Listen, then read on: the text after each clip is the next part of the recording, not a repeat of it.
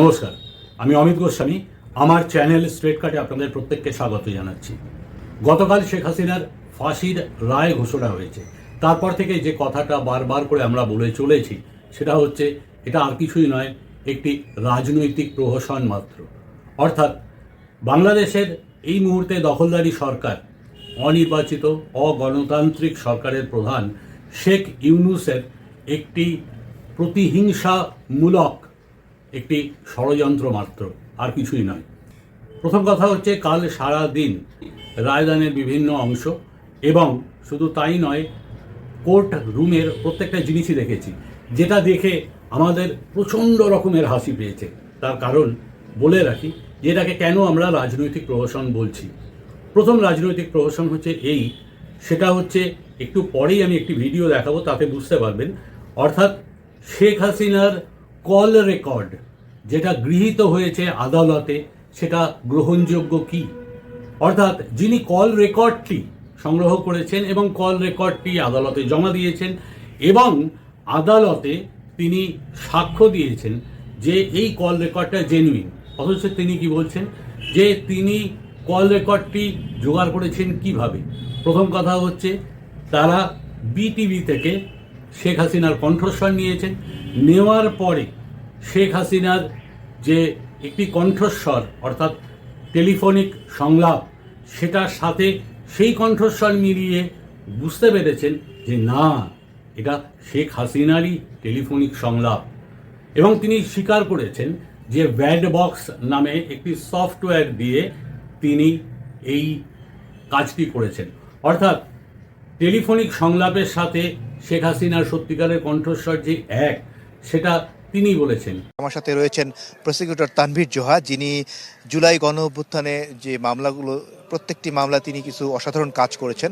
যেমন শেখ হাসিনার মামলা তিনি যে কল রেকর্ড সেগুলো যিনি খুব ডিলিট হয়ে যাওয়ার পরে সেগুলো বের করেছেন। আমরা তার মুখে আসলে শুনি তিনি এগুলো কিভাবে বের করলেন। সাবেক প্রধানমন্ত্রীর বিটিভি থেকে আর্কাইভের থেকে আমরা প্রামাণ্য কণ্ঠস্বরটি সংগ্রহ করি এবং সেখান থেকে তার কণ্ঠের তরঙ্গ দৈর্ঘ্যটা আমরা পরিমাপ করি। পরবর্তীতে যে প্রাপ্ত অডিও কলটি পেয়েছি, সেই অডিও কলটির সাথে ভ্যাটভক্স একটি সফটওয়্যার আছে, সেই সফটওয়্যারের সাথে আমরা বিশ্লিষ্ট করে প্রামাণ্য কণ্ঠের সাথে তার রেশিওটা আমরা নির্ণয় করি এবং সন্দেহাতীতভাবে সেই রেশিওটা সাবেক প্রধানমন্ত্রীর সাথে মিলে গিয়েছে। একটি বিষয় বলতে চাই, এই সফটওয়্যারটি সম্পূর্ণ অটোমেটিক, এখানে ম্যানুয়াল কোনো কোনো ভূমিকা নাই। তো বিশ্বের যে কোনো জায়গায় এটা টেস্ট করলে একই ফলাফল আসবে। সেদিন শেখ হাসিনা স্টেট ডিফেন্স বলছিলেন যে এগুলো এআই দিয়ে করা হতে পারে, এআই দিয়ে করা, এবং আপনি তখন বলেছিলেন যে এগুলো এআই দিয়ে করা হলেও তরঙ্গ দৈর্ঘ্য মেলার কথা। আপনি কি বলতে চেয়েছিলেন তখন? আচ্ছা, যে বিষয়টি হচ্ছে, এআই দিয়ে একটি কণ্ঠস্বর করা যায়, অবশ্যই করা যায়, কিন্তু সেটা কিন্তু হুবহু না, সেটা হচ্ছে বিকৃত। অর্থাৎ হচ্ছে আমার কণ্ঠস্বর ইউটিউব থেকে কেউ সাবমিট করে একটা ভুয়া কথোপকথন বানাতে পারে, কিন্তু সেটা একটু বিকৃত হবে, হুবহু আসবে না। কিন্তু তিনি কে? তিনি একজন সামান্য উকিল মাত্র।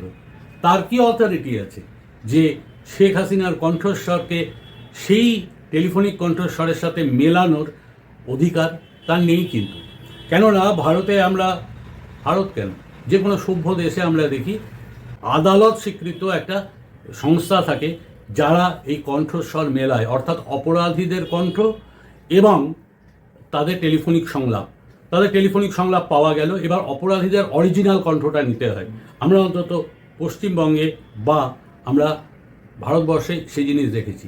ভারতে যেরকম চণ্ডীগড়ে এবং হায়দ্রাবাদে যে সংস্থা আছে সেটা হচ্ছে ফরেনসিক ইনস্টিটিউট, এবং তাদেরই আদালত একমাত্র অধিকার দিয়েছে সার্টিফাই করার যে কণ্ঠস্বর দুটি এক, এবং তাদের যে সার্টিফিকেশন, সেই সার্টিফিকেশন অনুযায়ী সেটা স্বীকৃতি পায় আদালতে, এর বাইরে কিন্তু নয়। অর্থাৎ আমি কোনোভাবে একটা জায়গায় কোনো একটা সফটওয়্যার, হাজার হাজার সফটওয়্যার আছে সারা, সেই সফটওয়্যারের সাহায্যে এসে বললাম, আরে দেখো এই সফটওয়্যার বলছে তো এই দুটো কণ্ঠস্বর এক।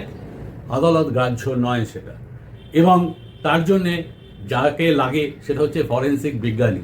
আমি নিজে নৃতত্ত্বের ছাত্র, আমাদের অ্যানথ্রোপোলজি থেকে স্পেশালাইজেশন করতে হতো কিন্তু ফরেনসিক সায়েন্সে। একজন ফরেনসিক সায়েন্টিস্ট অথরাইজড হয় সেটা করার জন্যে একটা নির্দিষ্ট পরীক্ষায় পাশ করার পরে। অথচ বাংলাদেশে আমরা কি দেখলাম, একজন উকিল, তিনি কোনোভাবেই ফরেনসিক বিজ্ঞানী নন, তার কোনো রকম অধিকার নেই এই কণ্ঠস্বর মেলানোর, অথচ তিনি সার্টিফাই করছেন একটি ব্যাড বক্স নামক সফটওয়্যারে। তারা নাকি বলেছে যে না, দুটো এক।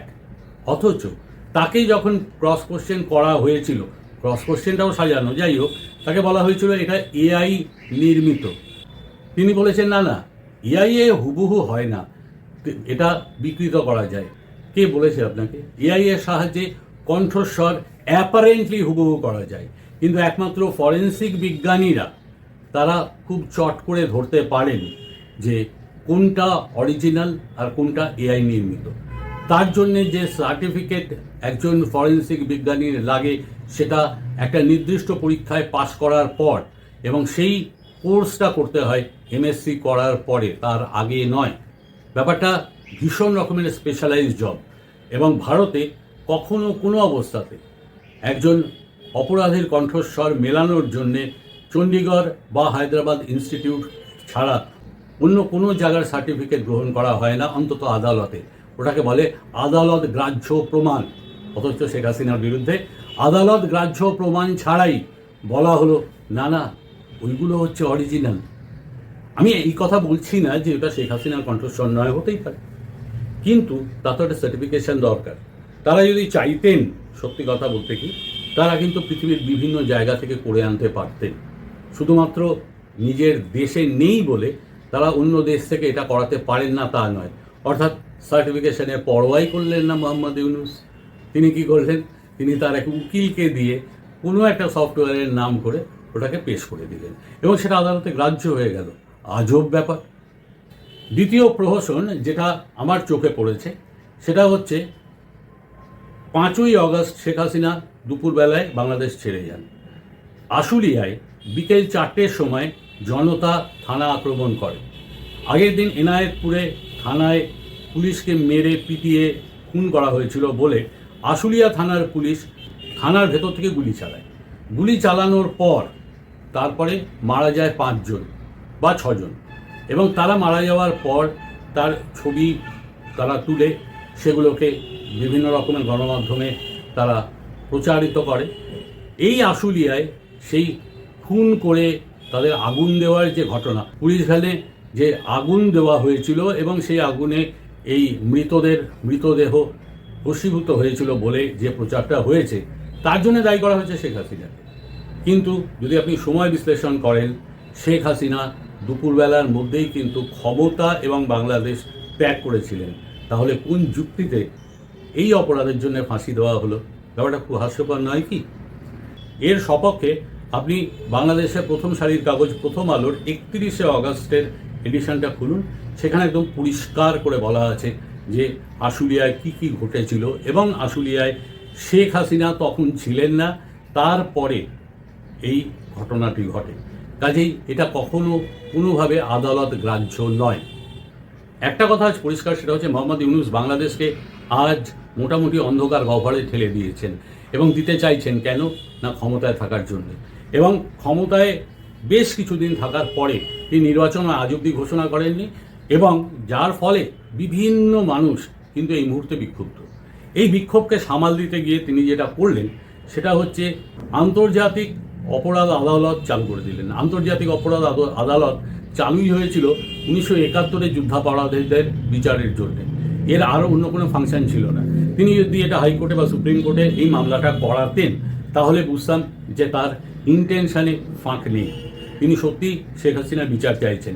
কিন্তু তা নয়, তিনি শেখ হাসিনার বিচার কিন্তু খুব সিরিয়াসলি চাননি, এবং চাননি বলেই এই বিচারের নামে প্রহসনটা করিয়েছেন, যাতে তার ফাঁসির আদেশ দেওয়ার ফলে বাংলাদেশের মানুষ অন্তত কিছুদিনের জন্যে অন্যদিকে তাদের মনটা ঘুরে থাকে। অর্থাৎ শেখ হাসিনার ফাঁসি দেওয়া হবে, ভারত তাদের পাঠাবে কিনা, ভারত তাদের ফেরত দেবে কিনা। ভারত যে আদৌ ফেরত দেবে না সবাই জানে। তার একটাই কারণ, ভারত কখনো কোনো আশ্রয় গ্রহণকারীকে রাজনৈতিক প্রতিহিংসায় তার প্রাণ যায় এই অবস্থায় সেই দেশকে কখনো ফেরত দেয়নি। এমনকি শেখ হাসিনা যখন ক্ষমতায় ছিলেন, বিএনপির মিস্টার সালাউদ্দিন ছিলেন, সালাউদ্দিনকে ফেরত দেয়নি ভারত, এবং দলাই লামাকে ফেরত দেয়নি, দেবে না। এটা ভারতের পরম্পরা, এবং আন্তর্জাতিক মানবতা আইন অনুযায়ী এই ফেরত দেওয়াটা কখনোই গ্রহণীয় নয়। তাই ভারত এটা ফেরত দেবে না, এটা সবাই জানি। অথচ মানুষ কিছুদিন নাচবে, মানুষ কিছুদিন ইউনুসের কুকীর্তির থেকে একটু অন্যদিকে মন ঘুরিয়ে রাখবে, এটাই তো মতলব, তাই তো? দেখুন, তার সবচেয়ে বড় একটা উদাহরণ আজকে দিন, সেটা হচ্ছে শেখ হাসিনার বক্তব্য প্রচার করতে পারবে না বাংলাদেশের সংবাদ মাধ্যম। বাংলাদেশের সংবাদ মাধ্যম যদি প্রচার করতে না পারে, তার মানে কি? তার মানে একটাই, বাংলাদেশের সংবাদ মাধ্যমের স্বাধীনতা খর্ব করা হয়েছে। প্রেস হ্যাজ বিন গ্যাগড, অর্থাৎ সংবাদ মাধ্যমের কণ্ঠস্বর রোধ করা হলো। এই হলো আজকের বাংলাদেশ, এই হলো আজকের পরিস্থিতি। এইবার আপনারা বলতেই পারেন, আরে তোমাদের ভাইয়া তো বাংলাদেশ নিয়ে মাথা ব্যথা কেন? স্বাভাবিক প্রশ্নটা, বাংলাদেশ নিয়ে সত্যি কথা বলতে কি ভারতের খুব একটা মাথা ব্যথা নেই। কেননা একটাই জায়গায় মাথা ব্যথা আছে, বাংলাদেশ ক্রমশই একটি সন্ত্রাসবাদী রাষ্ট্রে পরিণত হচ্ছে মোহাম্মদ ইউনুসের হাত ধরে। মোহাম্মদ ইউনুস পাকিস্তানের সাথে তাদের সখ্য বাড়াচ্ছেন, তা বাড়ান, ভালো কথা। যে তাদের লাথি মেরেছিল, যে 30 লক্ষ বাঙালিকে শহীদ করেছিল, 3 লক্ষ মা বোনের ইজ্জত নিয়েছিল, তাকে যদি বাবা বলে ডেকে মোহাম্মদ ইউনুস আনন্দ পায়, আমাদের কিচ্ছু বলার নেই। কিন্তু আপত্তিটা অন্য জায়গায়। আপত্তিটা হচ্ছে এই সন্ত্রাসবাদীদের ভারতে বিভিন্ন রকমের সন্ত্রাসমূলক কাজকর্মে ঢুকিয়ে দেওয়া। ভারতের সাথে বাংলাদেশের সীমান্ত যেহেতু বৃহত্তর, খুব সহজেই বাংলাদেশ থেকে ভারতে এরা ঢুকে পড়ছে এবং তারা বিভিন্ন রকমের কুকীর্তি করে তারা চলে যাচ্ছে। যেরকম একটা কথাই বলি, যে সাইফ আলী খানকে যে ছুরি মেরেছিল যে ছেলেটি, সে কিন্তু বাংলাদেশি। বাংলাদেশের মানুষ ক্রমাগত মুরগি হচ্ছে মোহাম্মদ ইউনুসের কাছে। তা হল দেশ তাদের, তারা মুরগি হতে চান হন, কিন্তু একটাই জায়গায় প্রশ্ন, মোহাম্মদ ইউনুস যদি মনে করেন যে পৃথিবীর সবাই মূর্খ, তাহলে তিনি ভুল করছেন। তার ক্ষমতার দিন অত্যন্ত সীমিত। আরে ভারতে তো শেখ হাসিনা বহাল তবিয়তে আছেন, কিন্তু মোহাম্মদ ইউনুস যাবেন কোথায়, পালাবেন কোথায়? পালানোর রাস্তাটা তার পরিষ্কার তো, এটুকুই আজকে বলার। নমস্কার।